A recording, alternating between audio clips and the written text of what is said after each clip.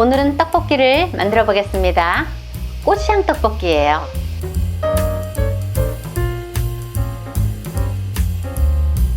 떡볶이에는요 대파가 많이 들어가야 맛있어요. 그래서 그냥 대파는 내 썰고 싶은 대로 이렇게 어서 썰게 하셔도 되고 총총 썰어도 되고 뭐 상관없어요. 썰어서 준비해 주세요. 양배추를 넣을 건데요, 만약에 없으면 안 넣으셔도 되는데 양배추가 좀 들어가야 달큰해요. 이게 따로 뭐 육수를 내서 하는 게 아니잖아요. 그냥 썰으세요, 편하게. 그리고 어묵을 넣을 건데요, 어묵은 이렇게 얇은 게 좋아요. 이런 걸로 준비하시면 더 떡볶이를 해놨을 때 어묵이 감칠맛 나요. 이것도 내 썰고 싶은 모양대로 써시면 돼요.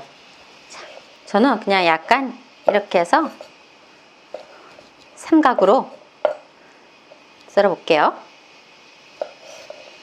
어묵을 조금 더 넣어도 돼요. 꼭 요 레시피대로 안 하셔도 야채나 어묵은 본인들이 조금 더 넣으셔도 상관이 없습니다. 이렇게 웍에다가 야채를 넣고요, 물을 부을 거예요. 물은 그냥 생수예요.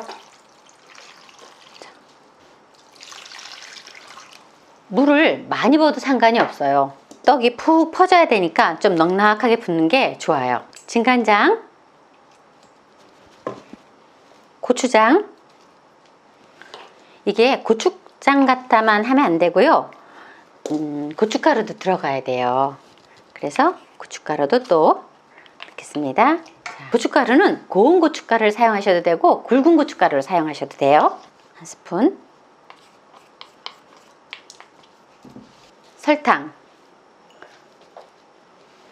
이게 떡볶이가 설탕이 좀 들어가야 맛있어요. 그런데 만약에 단 게 싫다면 조금 적게 넣으셔도 되겠죠. 물엿.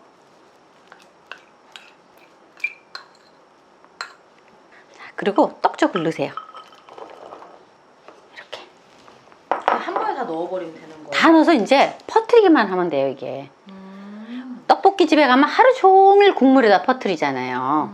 지금부터 하염없이 졸이면 돼요. 센 불이에요? 네, 센 불에요. 그리고 이 웍은 조금 얇은 게 좋아요.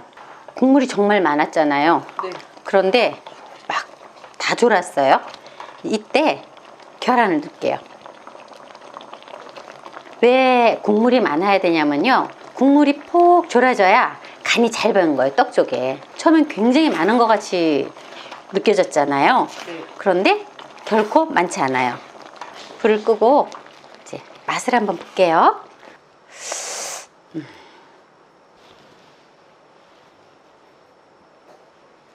제가 먹어도 될까요? 진짜 맛있어요. 진짜 맛있죠? 아니 근데 되게 간단한데 깊은 맛이 나네요. 야채가 많이 들어갔잖아요, 지금. 이게 무슨 육수를 낸 게 아닌데 왜 육수 낸 것 같은 맛이 나요?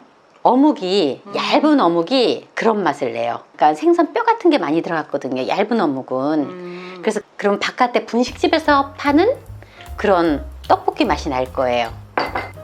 떡볶이가 다 완성되었습니다. 맛있게들 만들어 잡수세요. 시청해 주셔서 감사합니다.